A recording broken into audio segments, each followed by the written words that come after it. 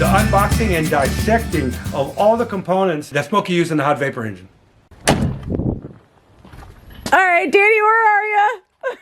I'm in the shop. He's in here somewhere. There he is. Right now, I'm setting stuff up. So I got a set of cylinder heads to do right there for a customer. So I'm having to get a shop set back up again. So we're running power to everything. So I'm running power to everything. There's the mill. I got to level it. So right now, this is the stuff. But we got some fun stuff.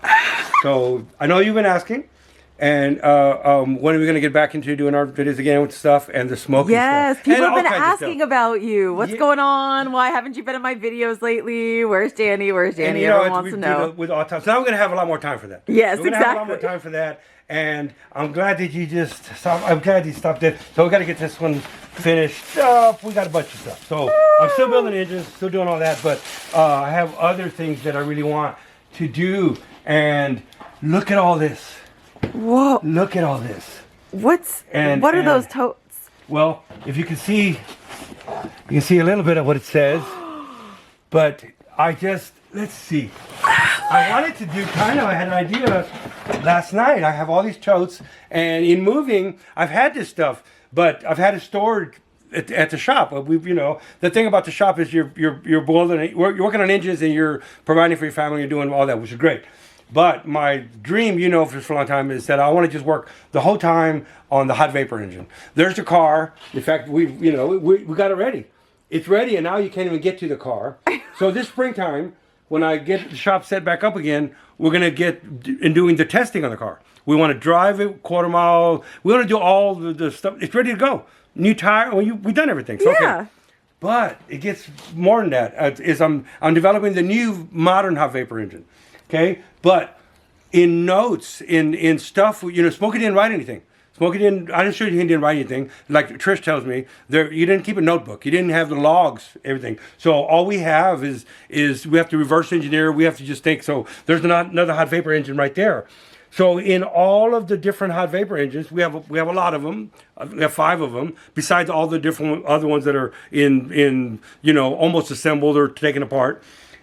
I learn something every time. And so this box here, now I have enough stuff to prove his stories weren't just stories. There's proof that goes with this story. Everybody goes, oh, he told a lot of stories and that's why he's not in NASCAR and blah, blah, blah. Okay? But when you can put facts to the story, and I have yet to find one thing that wasn't factually true. Smokey even said the gray line was women.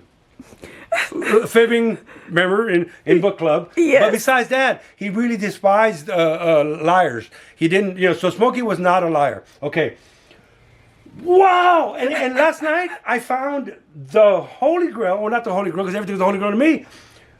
Proof positive. I already knew. He said, let's get to the point. He said that he manufactured a hot vapor engine for every manufacturer. Chevy, Ford, Chrysler, Volkswagen, and we've seen all the results of this. For John DeLorean, the Renault motor that we have, that he was going to develop a hot vapor engine out of the Renault engine. We have a brand new Renault engine that he never got to that because he put a 3-cylinder hot vapor in the DeLorean.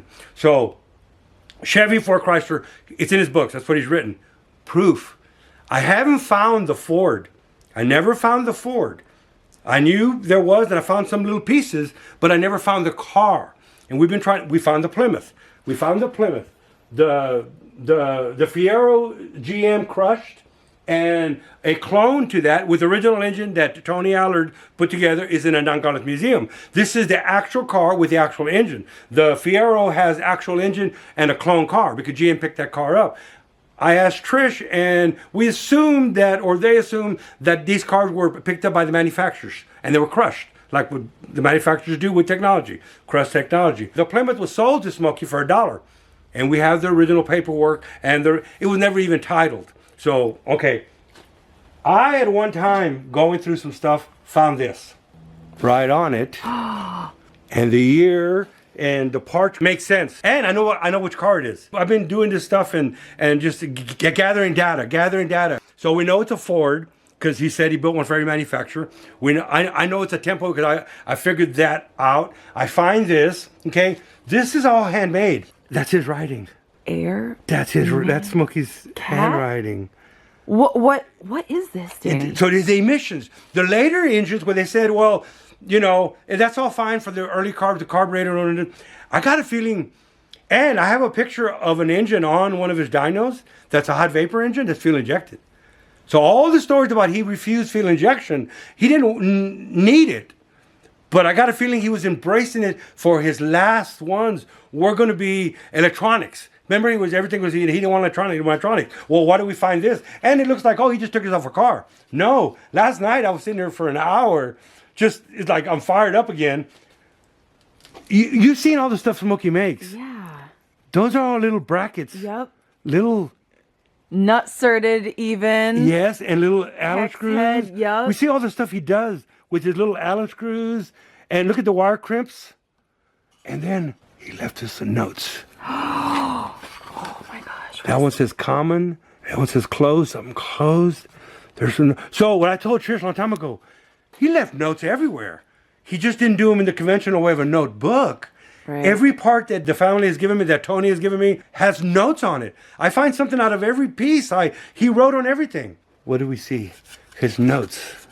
Number 3. So I knew in some of the boxes, and we could keep going dissecting and further, that he labeled different projects 1, 2, 3, maybe not necessary. Was this the third hot vapor car? Was this number 3? I know it. Before, I had seen some things, but until yesterday, did I see, I don't know why I always missed, I'll get to the point. I thought this is beautiful, right? Oh, wow. Yeah. So I thought it's like an intake pipe of some sort. This is the air cleaner pipe. Yes. And I thought that this was off of either the Buick or the Fiero. Huh. So, all right. So this goes on the top. Yeah. Right. So I thought because Gorgeous. the Fiero has one just like it. So the whole time I thought this was the Fiero one. In fact, one of the boxes says Fiero. We can go into it. We're going to get into that box too because it has to. We have to. We just have to. Okay. So it's assumed because I'm looking at and I'm like and I can't really get enough O's out of there, right? Is there enough O's? And we're going to add another O. So this looks like the most beautiful piece that was casted, right? It's gorgeous. Yeah, it does look cast. That's what I was going to ask. What the heck? Look at all the wells on the inside. Look at the welding that was done. Oh yeah, you can see. You can see but he sand rolled this is thin.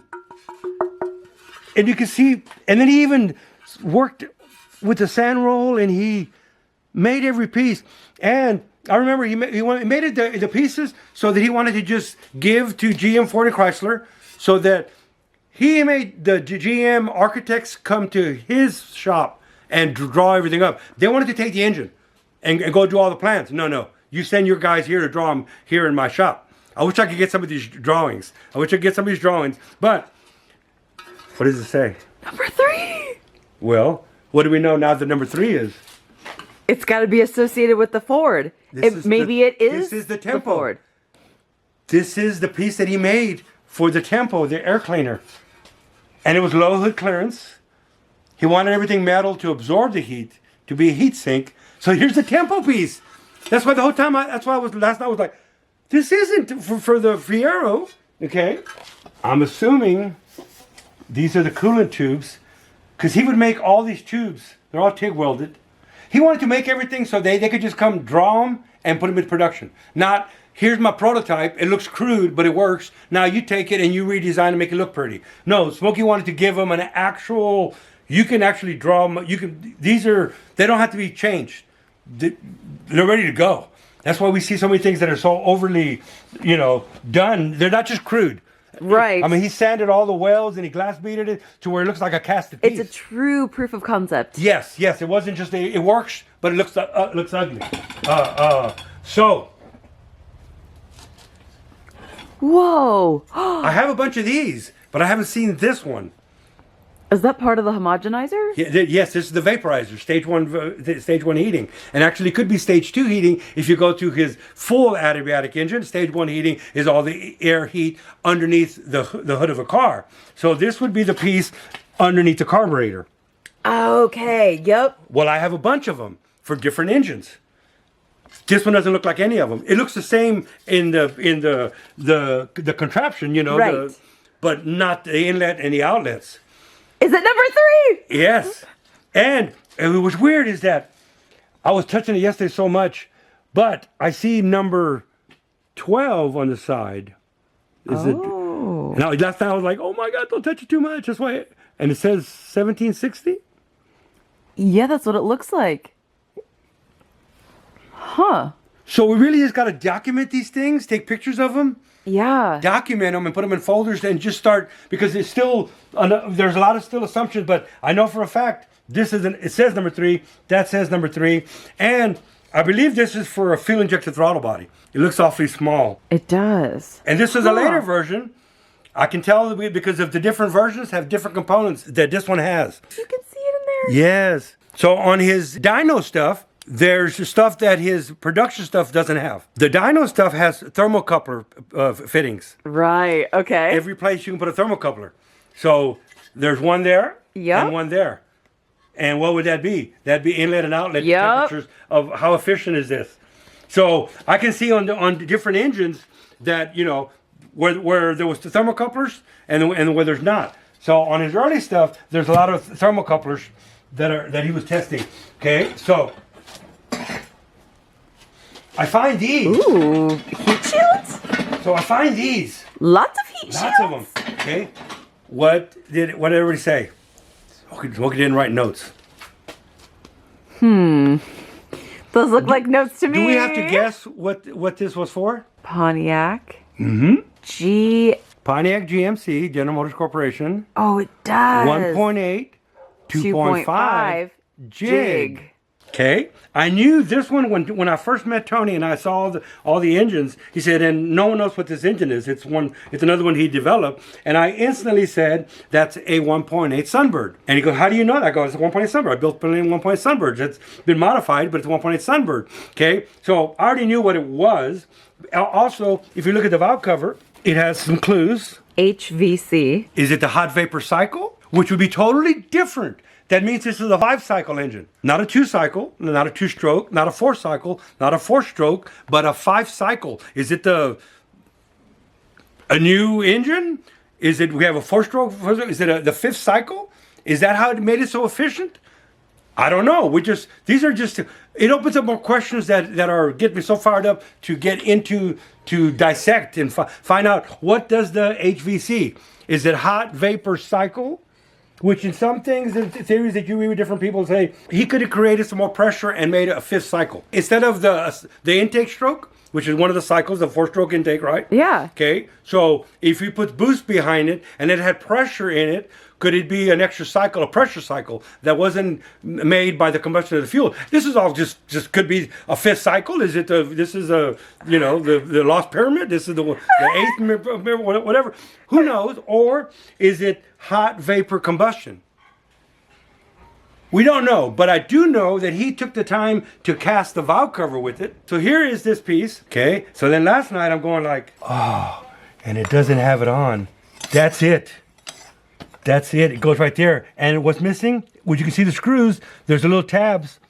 Oh, their tab is spot welded there already. He added a tab. Whoa. So there's a little bracket that would be here. That goes right underneath there. Because why? We want to keep the heat. Yes, in. Then it's like, okay, well, we know this is the jig. How's another thing? Smokey made jigs for everything. He was getting jiggy with it back in the day. He was original getting jiggy with it. So I love that because he made a jig. And I make jigs for everything. When I make something, I make a jig. So he made jigs for everything. With the jig, you almost don't need his notes. You have the part that he made a jig of how he made it. Okay, so, all right, I'm going through here and I see this piece. And I'm looking, of course, for little pencil marks. And I see a little arrow. It looks like he put a little arrow there or something. It looks like an arrow. Yeah, you're right. And then you can kind of see, there's the tab. And there's the 2 screws. Okay. So you're like, okay, well, there it is. Yep. There's a tab with the 2 screws.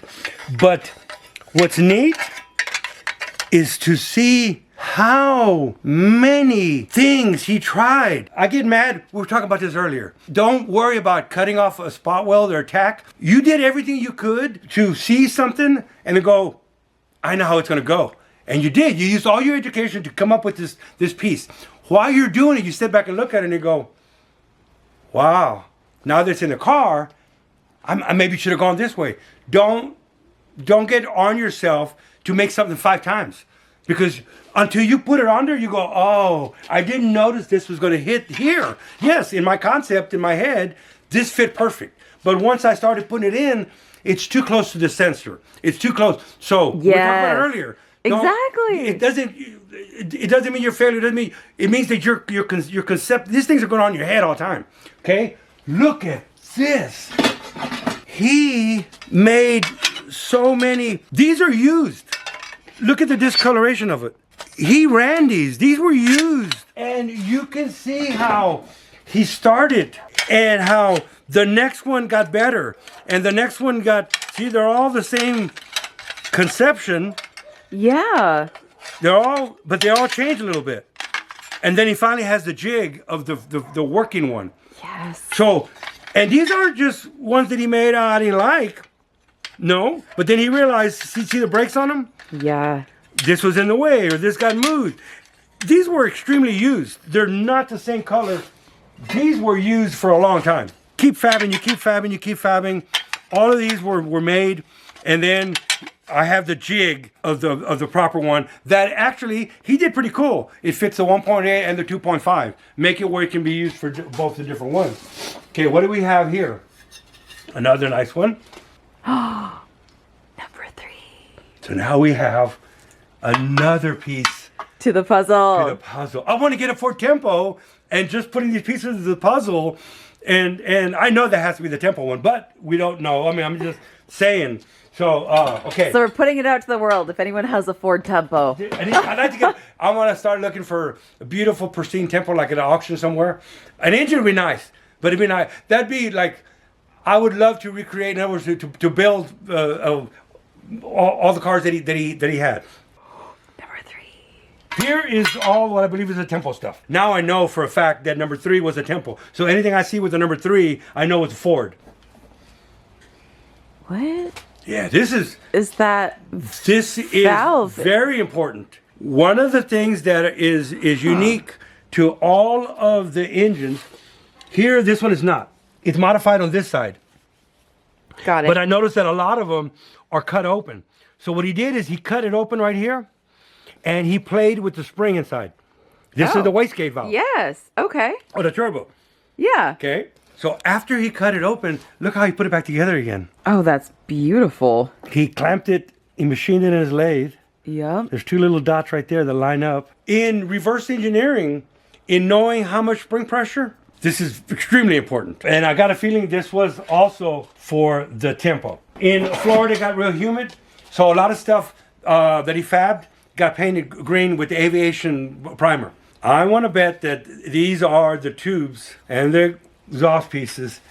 So all of the pieces that are necessary to do the hot vapor thing, you know, I got a feeling that here's the tube already bent. That's why if we had a tempo, we would be able to figure out where, yes. This was in here. So I got to find the housing for it. The tape is still there. So more pieces. Whoa. Fiero, it says. Fiero. Okay, all right. I like the old boxes that came from Smokey's shop. Because like I said, I look at everything. I look at the tag, give me a date. Well, I open it up, and we know he has a bunch of jigs everywhere because he made a jig for everything. Okay, so here's a jig. Whoa. I also know Smokey wrote notes on everything. Now this one's in code. That's 4 THRO. dot. Dot. So it's like it's short for something. Yeah. We know it's a 2.5 valve cover jig. So the valve cover, so what now we need to do, what do we need to do? We need to get a 2.5 GM valve cover and get a Ford Tempo 2.5 valve cover and see what does this fit. Yes. So the valve cover needed to be modified. Right. Okay, for some reason to clear something. So the valve cover, here's even the screws. I mean, look at that valve cover. that one's highly modified. Yes. So the valve cover went in here. And then here is some little jigs. There. And then here's this jig that he put up on top.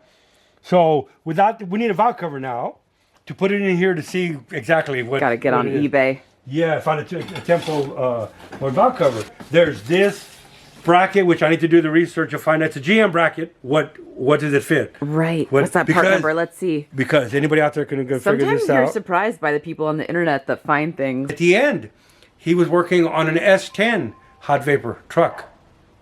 And I found something last night that proved that. Hey, I have another 2.5, and I have a bunch of camshafts, and one of the cams says S10. So I know that the stories that he working on for every manufacturer, and I had heard, Tony told me he actually built a big block Chevy hot vapor. Really? Which I've never heard anything about that. Never heard anything about it. Never seen anything. And how did Tony know that? Just like from being in the shop, or yeah, like I said, he met Smokey because Smokey used to build engines for him. You know, back in the day, that's how he met Smokey. That's how he became. So he said he made 1,000 horsepower, got like 54 miles per gallon, 50 miles per gallon, and he did it for his tow vehicle or whatever. Well, I've looked at a lot of pictures, and I have not ever seen any like a big block truck that he had. He did have a Chevy Love, which I almost bought one time. It went up for sale, but it was just his shop truck, and he took the front seat out, put a single seat in it, and then a wooden box for his dog. So the passenger seat was his dog, and it was black and gold. But the guy wanted way too much money because it was Smokey Yunick's truck. But it was just a neat collection. But you know, so anyway. Oh my gosh! Wow! There they are. How many compressor housings and sizes did he try to find the right one? Yes. So he actually, there's notes written on them, and then there's still some that are still taped. What does that say? Take off Jimmy? S10, the Jimmy pickup. Sure enough, he was. And I had heard that he was again working with GM doing a hot vapor S10 truck. This is the first piece that tells me that, like I said, you hear the stories. So he was working more than, this is Jimmy, it's a GMC Jimmy, it's what they call it. They're called GMC Jimmys. If it's a GMC, it's a Jimmy. If it's a Chevy, S10, whatever. So yeah, so the Jimmy was also a bigger truck too, the GMC Jimmy. So that's the GMC side. And what does that housing say, the other cover? Pontiac GMC, not Chevrolet. So that must be the cover for the 2.5 GMC Jimmy. I don't know. These are all things that you put together. The actual turbine, which I found, it's in another box because it has an X tape still on it, on the back of it. But so I got to be real careful with these. So there's just so many different ways that he tried. He cut, and he probably cut two of these. He cut one, took the bracket off. He cut the other one and took the inside out, ins and outs, and he took two and made one. So why was he playing with the spacing? Because that's like loading or unloading the spring. Your car and all the modern stuff now, performance stuff, has springs that you can drop in, and you can turn the nut and adjust it and whatever else. This is a sealed unit that wasn't adjustable. You could adjust here. You could adjust here and put more tension on it, but this was your adjustment. Not all, even turbo stuff in the factory had adjustments. They used to not put any because they didn't want you to mess with them. So a lot of people would cut them, thread them with the left and right thread, and I got to figure that's what he did, and he made it adjustable. There's another one that's longer, shorter. Wow. So he was playing with the length and the length of the bar, but then he decided to cut it open and change the spring. So here's another one here. Look at the little heat shield he made. It's even welded all the way around. Oh, wow. Welded all the way around. It's offset in. Yeah. So these are all just different versions of of the same thing, but he was playing with it was making too much boost. It wasn't making enough boost. What's that? So this is another homogenizer. Not a turbocharger. No. And there's so many of them. Here's another one. And this is the Jimmy. And It even has other stuff, standard, and there's a number. So, I really need to document everything, tag it. Yes, and take photos of them before getting too much on them and wiping some of the numbers off, because we might not, it may be some insight. So that one also had an X tape. So that's not that one. Here's one that he was working on, and I know what he was doing with this. His flow bench has to have an adapter for this. He covered the side of it. He's flowing it. He put it on the flow bench. So you want the housing to flow air through it. It's not only just dyno testing, doing whatever, but he's just always, he's way beyond. Yeah, he's like a real engineer. Yeah, I can think of stuff. And I remember when we read in the book club, they would stay up all night. They would work and work. I don't know how they, And how just, I've always wanted to do, a week in Smokey's footsteps. I don't know if it can be done. Look at all of them. Look at his notes with his handwriting. You know how much a turbocharger costs? And you went through so many of them, just trying different, whatever he thought of, he tried it. And he was very smart. I'm sure it wasn't an uneducated guess, but you don't know. You don't know until you try it. Everything could work perfect on paper, and in actual reality, there's something that's not working out. Oh, the best kind of notes I love to find, because everything he dated, it almost like he knew somebody. He knew it was important. Because I want to make a movie of Smokey, movie, just this whole timeline, and with all the evidence, the data we have, I want to just take a whole wall and just put dates on it, and just start tagging with the paperclip articles and stuff, facts on this wall to put the timelines together. Oh my God, 86, year I was born. Correct. Springs. 4 valve. Wow. Which valve? Hot vapor. Which one though? There's so many valves. This is the correct springs. He had to make them adjustable to find out the right spring pressure. Yeah. So he had to cut them up and make them where you could adjust them. The developed one, wasn't going to be adjustable. Right. It didn't need to be. Right. There's a holy grail of what spring pressure is on the wastegate, and there's actually a couple of extras. And for every wastegate, Danny, are they the same? Whether it's the Ford, we know or whether 86, it's so now we can go with what year was the 86 Hot Vapor? What was he working on in 86? Yeah. I think the tempo was right around 85, 86. Ooh. Yeah. That might be number 3. It could be, but I know now there's a bunch of camshaft with his notes, and he says on there, valve float at this RPM. He writes the notes of what didn't work on it. Some of the tags are destroyed. They were so soaked in oil that I can't read. But everything that I've gotten, he wrote a note on everything. He just was, in other words. So because of that, this would have gone in the box. What is the spring? I don't know. Throw it away. That's the spring that's inside. And he had to make these adjustable ones, cut them up and everything to figure out the pressure. Once he had the correct ones, and he dated it. Oh, you can see he burned up a lot of turbos. Ooh, yeah. But he spent a lot of time to drill this head for oil pressure, and then he decided it didn't go that way, and he went a different way. There's just tons of them. This one grenaded. Ooh. You can see the bent fins. Definitely. So it grenaded. Another grenaded one. See when the tip's bent right there? Yeah. And the tips, a lot of times when the bearing goes out, this is spinning at about 80,000 RPMs. Yeah. 80,000 RPMs is what a turbo, that's an average speed. That's how you make a boost on such a small piece. But when the bearing lets go, it doesn't let go, it goes bad, and the clearances get too loose, it hits the side of the housing. And it's spinning so fast, it bends these wheels. Ding, ding. So it wants to brake, and they bend them. It wants to do an actual, like pressing the brake. So what have we learned?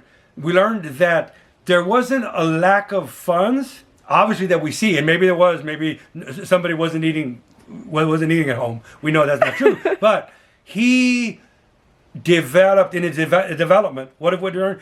He did it many, many times. This isn't, I tried it once and it worked. No, it didn't work. It didn't. I'm not saying the hot vapor thing didn't work, but the right size compressor housing, the right size pressure, the right size spring. he really developed these parts and tested them.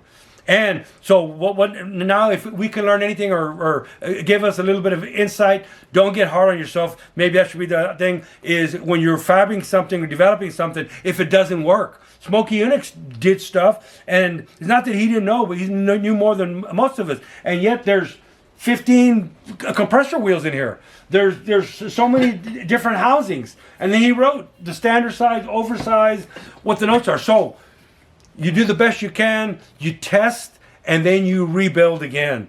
And then you test again and rebuild. So these are highly well engineered. I mean, we see all the different components. And what else have we learned? He's a master fabricator, and he wanted everything to look just so like it was casted. And yet the parts we've seen are not casted. None of these parts were casted. They were fabricated. And if you want to see more of this, we'll go through the more boxes and we'll start going through the jigs. All the jigs that he used to fab this stuff, proving that this wasn't just casted. So there you go. So the first start is just dissecting, and it just enlightens us of what was happening and what was in his mind. All right, I hope you've enjoyed the unboxing, dissecting, looking at what Smokey was going through, what he was thinking, his notes, that he did have many notes, and the shop. The shop right now, it is a mess, but it is coming together. There's the back part. You can kind of see a little bit of the back part. You can see the front. There's the thing. So now what we're doing is catching up to where I've been, what I've been doing. This is what we've been doing. Now it's just to organize everything, and that's why it takes longer, because we find stuff. But we're going to organize everything, going to set this up, and this is going to be our new development studio. This is going to be where we can actually put his stuff to the test. We can actually put some testing behind everything he was doing, and we're still building our engines and doing what we're doing, but really for the next phase, because one thing I always say is you got to reinvent yourself every 5 years. Reinvent yourself every 5 years. I'm reinventing myself every 5 years. This is it. So now we're going to go into the development and the testing and having some fun. Stay tuned if you want to see more of this. If you want to see more of this, if you want to see the shop, I thought about doing some how to set up a shop. How do I set up the mill? How to set up a phase converter? That kind of stuff could be enjoyable. I don't know. But we most definitely are going to have more stuff on the hot vapor engine and Smokey Yunick in general, because everything that I touch is pretty much, yeah, I don't know. I have a lot of Smokey Yunick stuff, so I want to share as much stuff as we can with y'all. Let us know. Hit the comment. Hit the subscribe. Give us some love, and we'll try to do more of this.